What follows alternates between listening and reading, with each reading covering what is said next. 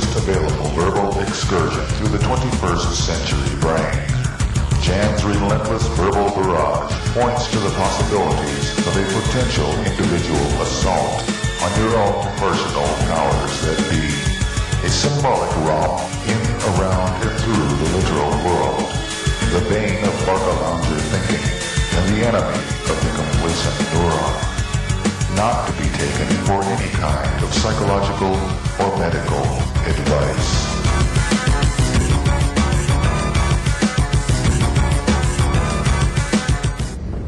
There's a word that I use a lot, and I back up oftentimes and throw in little caveats and semi-caveats. And I guess if we were being casual, I could say that I have assumed that all of you in some way followed what I was generally pointing towards. The word being objective, and me having never spent a great deal of time talking about what I mean as opposed to what life has made people believe they may mean. But I continually point out that people are not objective, or if things were looked at, some particular something objectively, or sometimes I may not have made the connection that strong to you verbally, I'll say that if men were actually intelligent in the way in which the dictionary would define it, or in the way in which they believe they are. Now I will cure that flaw of not speaking much about objective, in case any of you found it to be a lacking. And those of you who didn't, now you're going to find it to be a surplus. Let's start off and consider this, that there is nothing that you can absolutely refer to as being separate, and this includes human intelligence. Now, beyond my little warnings and asides concerning the word objective, if you will notice, throughout history, right up until today, there are people discussing, writing about the idea of objectivity. And it has never been satisfactorily defined. I don't mean by me. Humanity does not find any definition, any notation.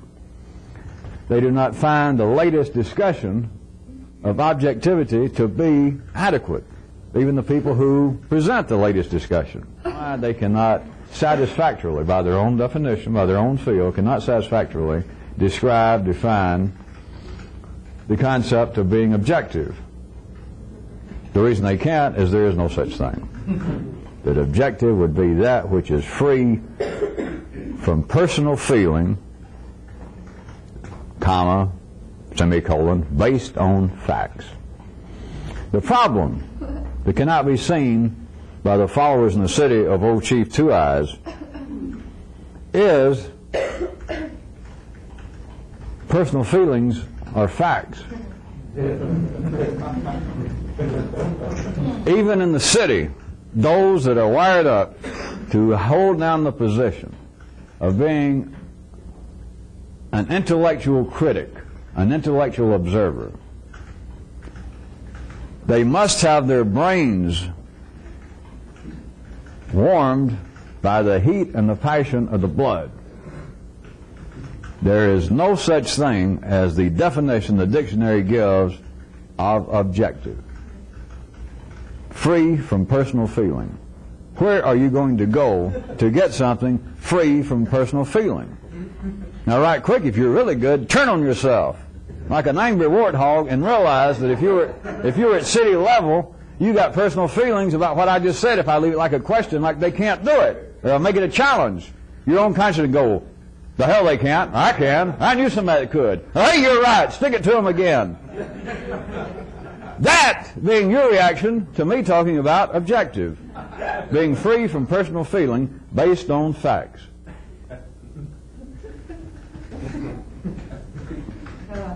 Now, for you people that might be seeing me and this stuff for the first time or two, this has nothing whatsoever to do with me being a social, intellectual, psychological, any kind of critic of humanity. That's not the point of me bringing this up.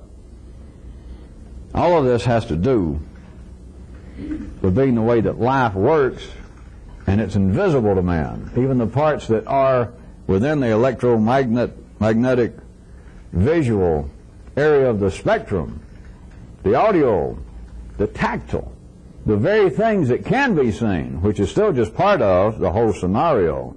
But even those parts remain invisible. That's why I bring up these as examples. So here sits our renowned, well-respected, hard-hitting, objective writer on the political scene, the American scene, the contemporary scene. So this week he comes up, let us say, with an article, a good hard-hitting article, maybe a full page he gets every week or every day, or his column,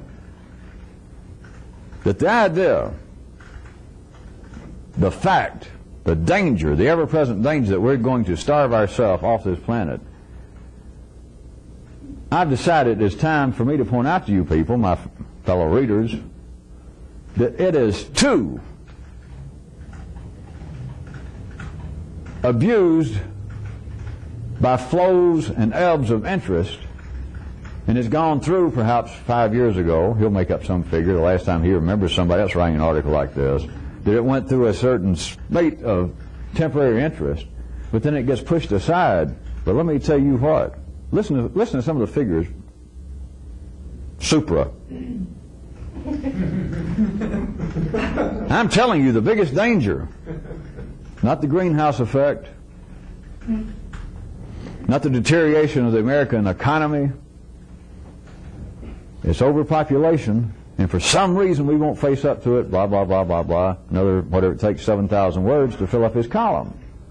All right, and it may appear to be, if you read it and you were just an ordinary person, it may appear to be a rather, strike rather, it would appear to you to be, all right, rather, objective, statistically correct, analytical detailing of this problem. And you could read it if you were the steward specialist, and I said, well, is this man driven by his own personal feelings, prejudice? You'd say, no, not him, not Fred. No. Well, read his article. There's nothing in there. He does not appeal to the mob. He's not crying out, let's attack somebody. He's not laying the blame on some political party or some race or some religion. He's simply what? Presenting the facts. All right. But I started out pointing out to you very correctly, there are facts that would support either position, that there is a danger in the population growth of human race, or there's not. Why did he pick one or the other? Why? Well, now, he doesn't know why, but let me point out. I just use psychological terms, and for you people just seeing this, psychological terms are for children, but some of you, if you just started this, you're children. So you'd rather hear me talk about that than do it on a chemical or electrical basis, which you would think sounded weird or else scare you because you believe inside that you got something else. You don't have a columnist in you. Well, what if this man was wired up in such a way to be perhaps something just this side, just a few doors this side of a good, upstanding misanthrope, that the man is at least non-gregarious, and so he's sitting there, what will I write? And it seems to strike his attention. A blimp goes by with a sign saying, read the population bomb, so-and-so's new book. He goes, population, that's it, population. He's read enough that he can almost come up with an article out of his head. But which way? That there is such a thing or there's not? And I point out that the man really has not much regard for the human race. He's not very sociable. Which one? Now, I'm just making up, of course, an example. There are facts, statistics, of course, they would say there are objective facts in each camp. And the followers of either pro or con regarding the problem of expanding population, they would say that their facts, their info is the objective, whereas the other side is relying on passion, prejudice, misinformation. But back in the city, the reason I went through all that example, take anybody that is apparently the epitome of a thinker, a person who would present you with information free from personal feeling based upon facts. How did they pick out the facts? What made them pick out that subject? Who cares about the population bomb? How about people who are wired up to such a way that if you looked in the dictionary, by the way, under the word gregarious, it might have their photograph as an example. How about those people? Would they not be the ones that say, hey, the more the merrier? You know, let's have more people. I wish I could stick around. I wish that right now I feel like there's not people close enough to me.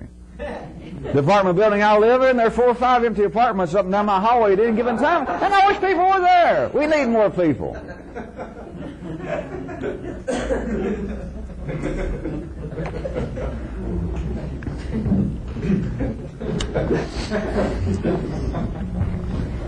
I started out the first sentence of this, 9/10 the first sentence, I pointed out that nothing is separate, and I cannot talk about. It's impossible, me or anybody. But it's impossible even for me to in some way talk about the idea of objectivity freed from anything else. You can't listen to it. Whatever I attempt to send out, I can't do it freed from any passion. If there's no passion, if there's no feeling involved, not only would I not be here talking about objectivity, I wouldn't be here. How's that? So that's the sending part, the receiving part. Whatever it is you hear. I could start out and say, now listen, I'm going to talk about something that could be quite profitable, but each and every one of you, by God, you have got to try and be objective, at least for 10 or 15 minutes to hear this. And I give you the dictionary definition. I want you to try and all be objective just for 10 minutes. So I cover the heart of this matter. Now I want you to listen to me, and I want you to free yourself, to free your hearing, to free your own intellectual receiving mechanism from personal feeling. And just listen to the facts that I'm going to send out. What facts am I going to send out? Well, whatever I feel like sending out, right? Which ones are you going to hear? Well, I'm going to hear the ones that I feel like are deserving of good hearing. And I'll accept the ones that I feel like blah, blah, blah. But none, does everyone, when I said I've never really talked about this much, I guess I should go back and at least rhetorically ask 2 or 3 questions around the periphery of this, which is just important as the core of it, since it has no core. Does everybody understand that what seems to be the core of something in the 3D world could be the periphery if you get around the corner? If you could see it beyond the 4D world into, say, just even a 5D complex, that what seemed to be the core could have suddenly fallen over here, and it could be now part of the periphery. And what appears to you to perhaps be part of the fringe element of something, if you could unfold it at least one more time into the 5th dimension, it might suddenly jump in, at least in that dimension, at that level, to be the center of it. But that's another story, isn't it?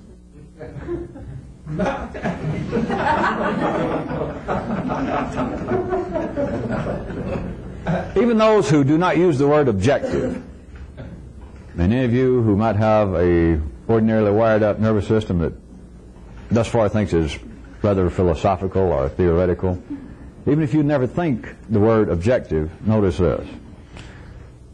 If we ask humanity to vote, and I jumped up and I could get on the big podium to get everybody's attention. You remember the one I mentioned that could be right outside of Cleveland. I don't know why I picked Cleveland years ago. But if I got all of humanity and I said, listen, most people feel like that you should do better, that you should change yourself and improve yourself in some way. Am I right? We got all of humanity there, and everybody going, now, so all right, just give me. I'm just sort of interested. Now I got you here, but just my own curiosity, and I was talking to a few people. Tell me this: what would you say personally? Just put it simply, and to cover as wide an expanse of your personal life as possible. How would you describe, real quickly, what is it you would change about you personally? And let's strike out physical attributes about what seems to be you personally. Would anybody naysay if I spoke for humanity and said at least, if not the most common, one of the most common would be this, would it not? And don't worry about humanity now, worry about this crowd. And then don't worry about this crowd, worry about you. Would they not, many of them, say, well,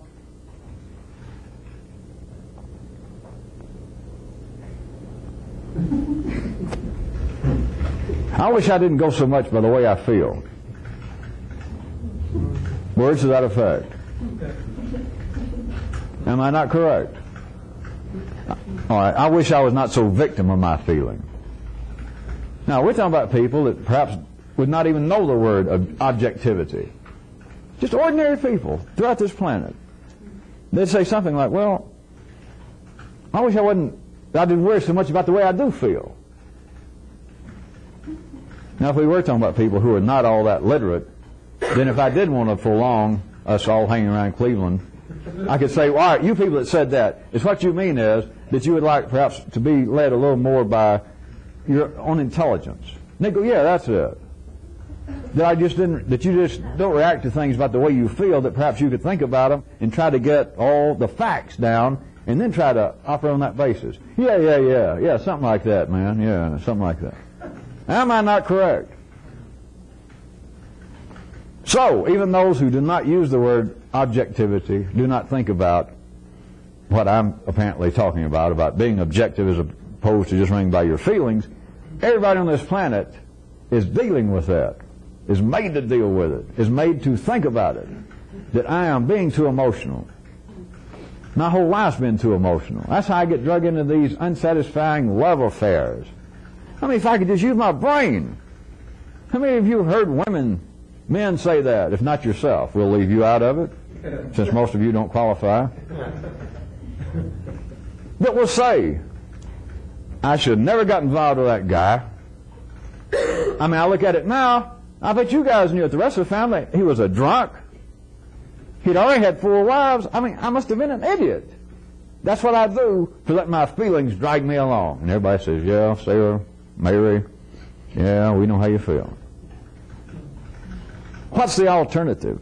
They believe after the fact, life makes them say, the alternative is, if I were not so subject to personal feelings.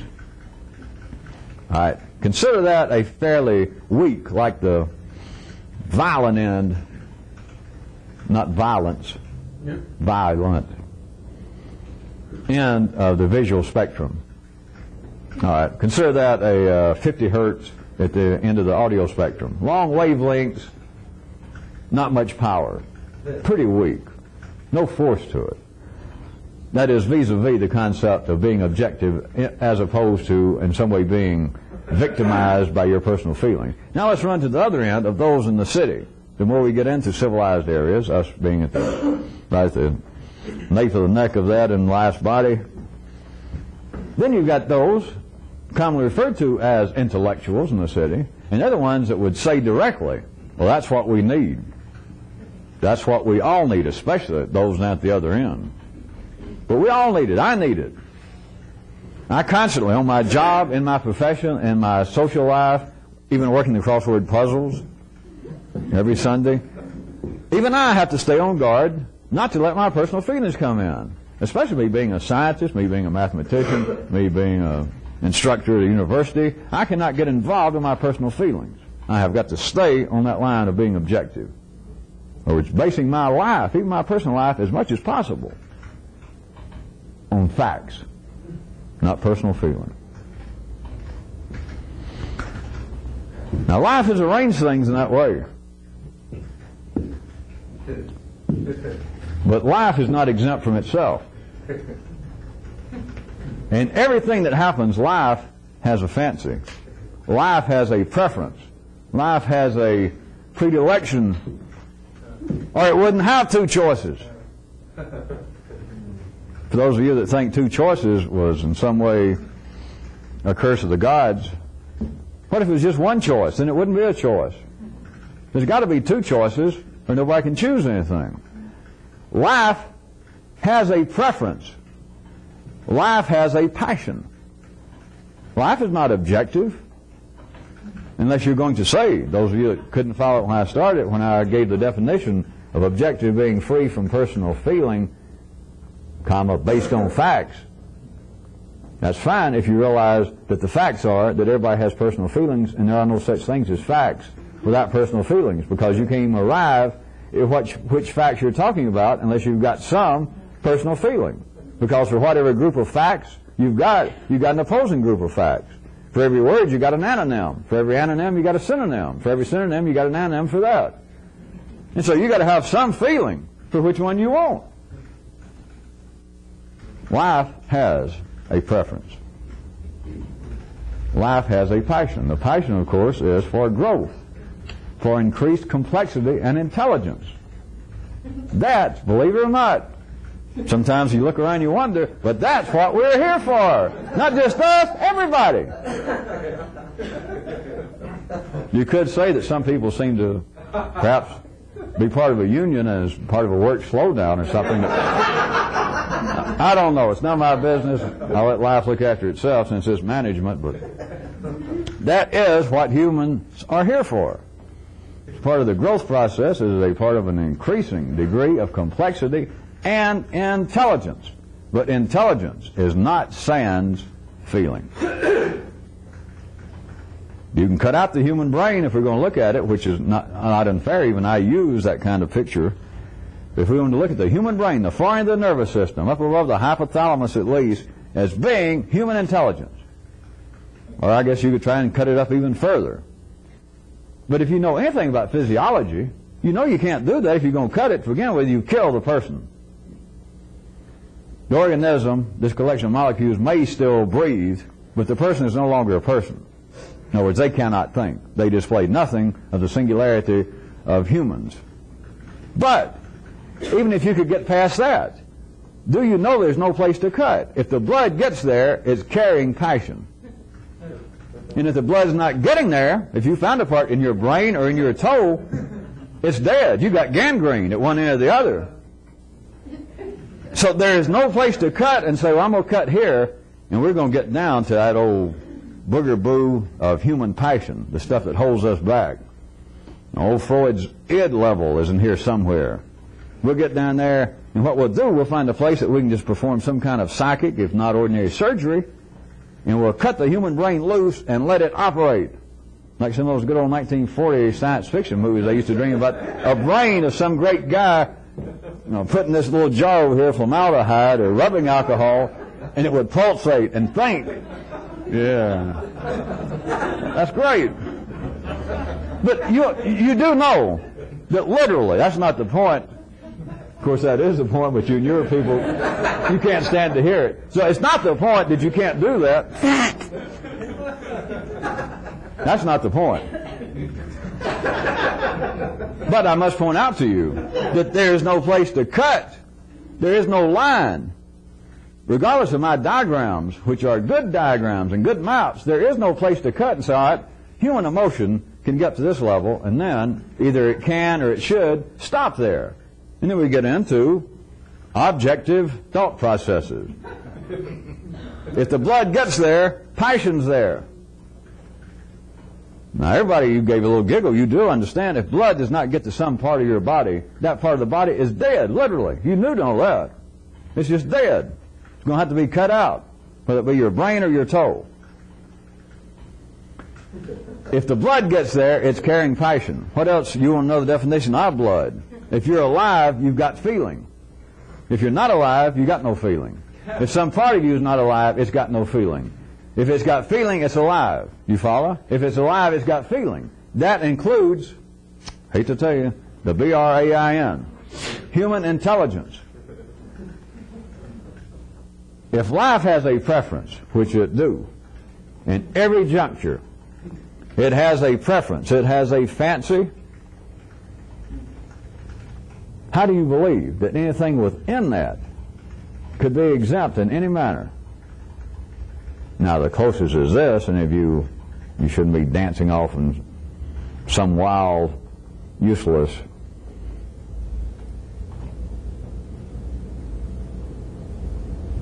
little tango in a dark corner, but any of you might, if you were thinking that you found some exception, as simply areas that somebody can bring up something that will touch your nervous system enough up here that you connect with the words, and they want to bring up a subject like the population problem, that they want to discuss it. Now you sit at a banquet, and you literally got no interest in it. That is, the energy transfer is not going to take place between you and this person on the level of them trying to talk about the potential energy problem, population problem, or the other side of it, the scam, the illusion that there is a problem with the expanding population. if you've got no more interest in that than you would if you're sitting around and you got no interest in sports, and somebody wants to talk to you about what's going on, do you think, this upcoming year in the American League.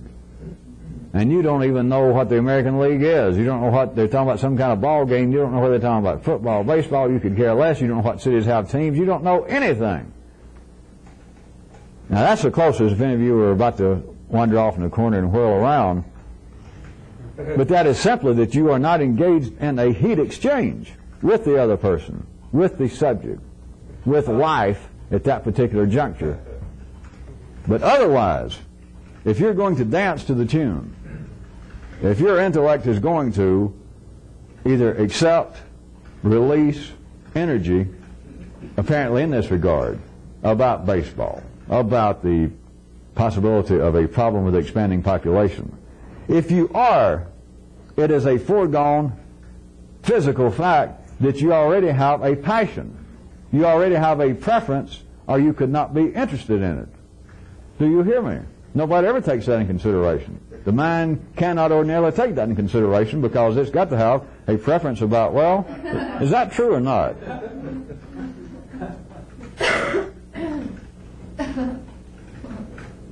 If you are hungry, you've got a preference. If you're going to think about something, you've got a preference. And it doesn't matter what it is, whether you're faced with oranges or apples, either one. You got your choice. It's meaningless unless you've got a preference. The preference is, I'm hungry. The rest of it, it's a sidebar. It's peripheral. It's the dust. It's the smoke coming out of the exhaust. But you have got to have a passion to start with for food. I am hungry. Well, what would you like, apples or oranges? Well, let's see. The conclusion is, the foregone conclusion, the unrecognized reality, the physical reality, the material reality is, without a passion, without a hunger, there would be not even the illusion of a preference, of a choice. But life has it arranged to where not only do people cannot realize that, they believe that it's possible to have a choice and have no preference, that there be no feeling to it, no passion to it. Now, all of you should at least know that much by now. I should have been able to bring that to your attention, and you already go, yeah, by now. But now consider, to what end? Why are things arranged in this way? How is life using it? That, as I suggested to you, many people, a large segment of humanity, believes that they feel too much, and that their life, in fact, their feelings, some of them would put it this way, that their feelings should be more in the control of their intellect. The facts. I should let the facts of matters, even the facts of relationships, facts about business. Every time I decide to go into business, or a broker calls me in, I think, well, I will invest some money again in the stock market. I got some saved from last time. Fine, I'll save up a little again. So here I go. So I got all carried away. And I should read a book or take a course, and I should approach this logically. That is, based on facts. How? And why has life arranged it to where people believe it's possible? Not only do they believe that they should, that they could, that they should pursue it more, I've just pointed out to you already that it doesn't even exist, it's not possible. And they still believe it's possible. Not only is it preferable, they believe it's possible. Or if you want the other way, not only do they believe it's possible, they believe it's preferable. Either way, you're dealing with moot turned inside out.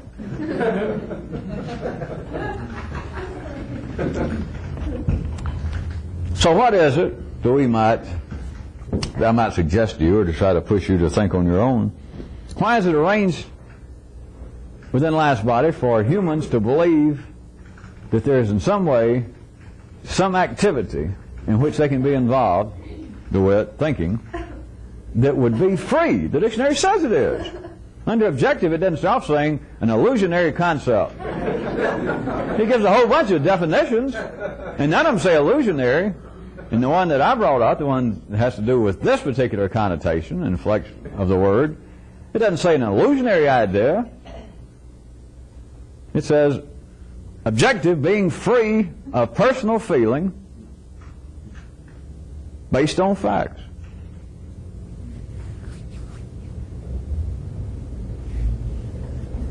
What is life trying to do through men to make men believe that that is in some way possible? That would be a boon to the individual, and it's just obviously possible. You can read it, and everybody, even if you don't go around thinking about the word objective, as soon as at least all you people hear it, relatively educated people, they go, yeah, that'd be a good thing to do if I had more time, and I can't deny people should be more objective. Why? Why are men made to believe this which does not exist, which is not possible in the 3D world? And as I pointed out, if it was possible, whatever it was involved would be in a state of decay. You'd be suffering gangrene. That part of you would be dead. That part of life would be dead. And why is it it's arranged in such a way that men cannot see that life has passion? Who is it you think that stirs up everything? It's not Attilas and Neros and Hitlers and Kennedys and Stalins and me. You? Who is it that stirs it up? You think it's some human. Somebody's out there rattling around the streets and screaming and hollering in Hyde Park, or they get on a public soapbox on television. Somebody's shaking their fist, a minister, a priest, a rabbi, a politician. Who's doing that? Well, now, back in the city, they think it's the person. Life is doing it. And nobody recognizes what a sucker game this is, because everybody takes it personally directed toward other individuals. Not just the individual that's apparently the present source, but on individuals.